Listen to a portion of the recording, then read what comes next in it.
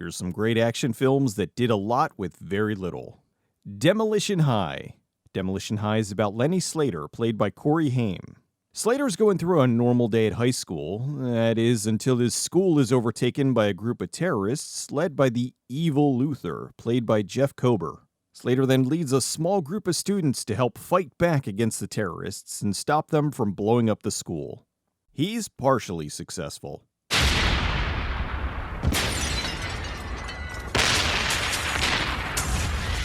The movie at its core is more or less a combination of Die Hard and the 1987 action film Terror Squad.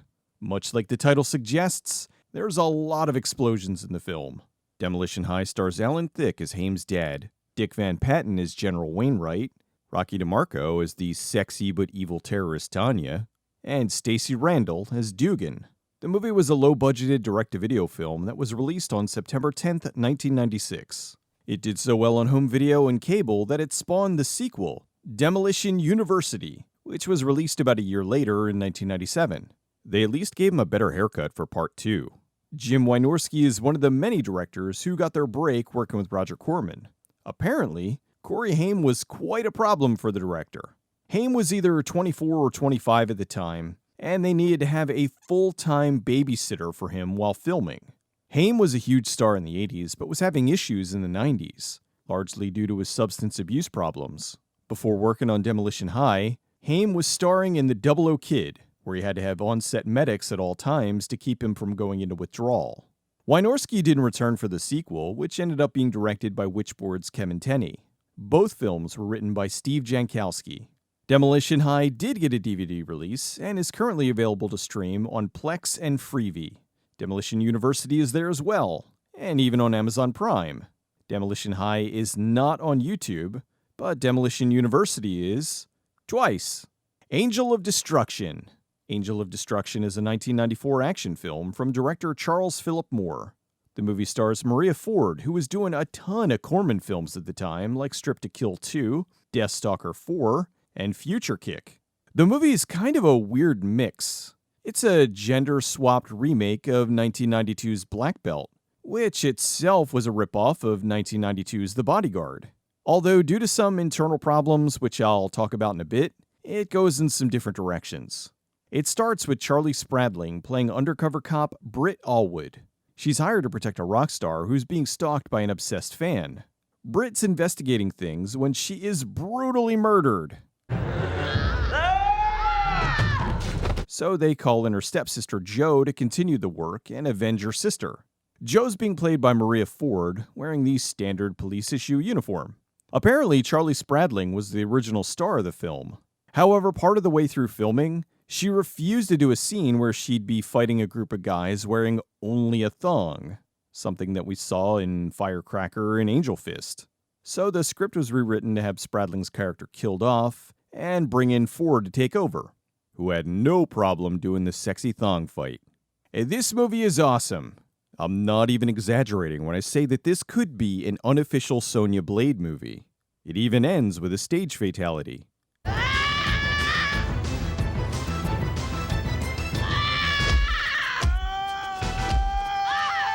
Yes, I recognize that Maria Ford isn't exactly going to be able to overpower these henchmen, but I don't watch this kind of film for realism.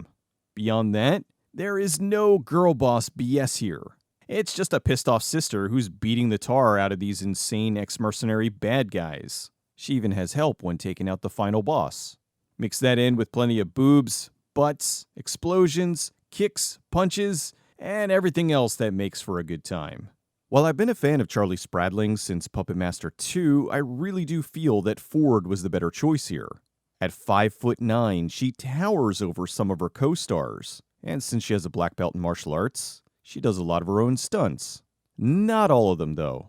The movie was shot in the Philippines, like many Corman films from the time, and the entire crew caught various tropical illnesses over the shoot. The movie was released on DVD, but it's full frame only. It's not available for streaming, but it is on YouTube with all the nudity intact. Although the quality isn't the best. If you want to see it and you don't feel like paying $80 for the DVD, this is your best bet. Since Shout Factory has been restoring many films from Corman's catalog, it's possible that this one might get the same treatment someday. Black Belt already has, so this would be a nice companion. The Silencers. PM Entertainment has made tons of insane action films from the 90s, and The Silencers is one of my favorites. The Silencers is a 1996 action film from director Richard Pepin. This was one of the many that PM made with Jack Scalia. The movie was a dark ripoff of Men in Black. In the Will Smith, Tommy Lee Jones film, the Men in Black were the good guys, while here, they were the bad guys. After a portal to our world opens, a team of evil aliens arrive and start to manipulate our history.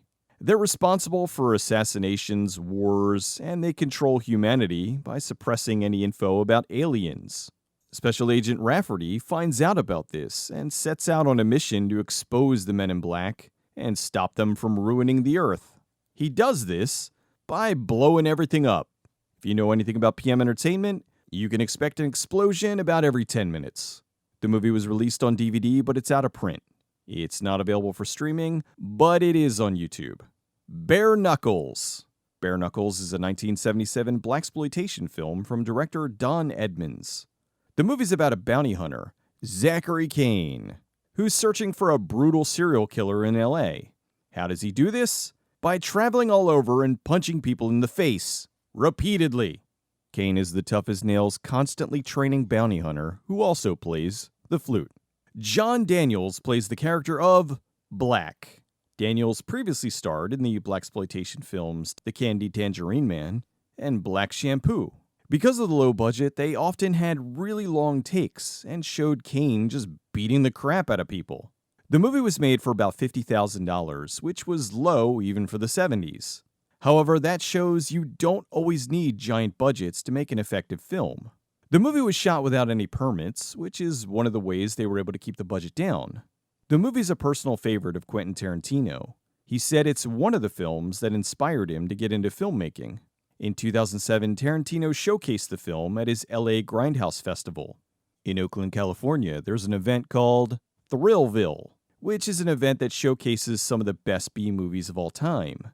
Over the years, they've shown Earth vs. the Flying Saucers, Coffee, Ratfinka Boo Boo, and many others. The show is hosted by Will the Thrill Viharo, the son of Robert Viharo, who was the lead in Bare Knuckles. In 2008, they screened Bare Knuckles. The movie was released on VHS and then later on DVD, but it's just a slightly cleaned up full-frame copy. Really surprised Tarantino as it tried to push for a restoration of this one. Although it's possible he might just prefer the gritty cropped version. The movie's available for streaming on Tubi, and it's also on YouTube. High Voltage. High Voltage is a 1998 action film from director Isaac Florentine. If you saw my video last week, you heard me mention that name. Florentine used to run a karate school, but he gave that up in the hopes of becoming a director. He's been making films since he was a kid, but moved to America to work as a stunt coordinator and second unit director. After directing Desert Kickboxer, Savant, and a bunch of episodes of the Power Rangers, he directed his third film, High Voltage. The movie's about a group of robbers that target a bank but discover the bank is just a front for Korean mob money laundering. Since they stole from the Korean mafia, a bunch of bad guys come looking for them. Is the movie good? Well, that depends. Are you looking for a good story? You won't find it here.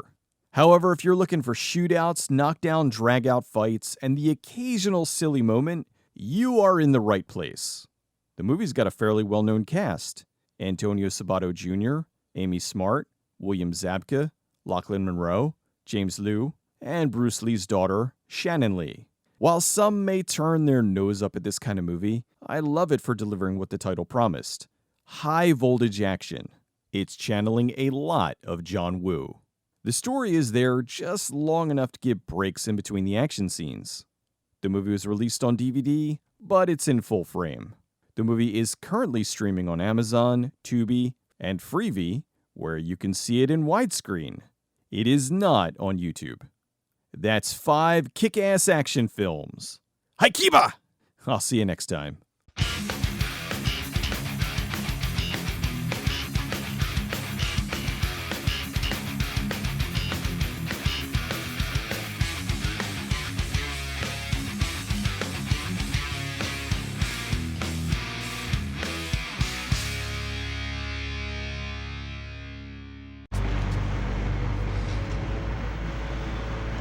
good shot, Chicky. Yeah, but you weren't.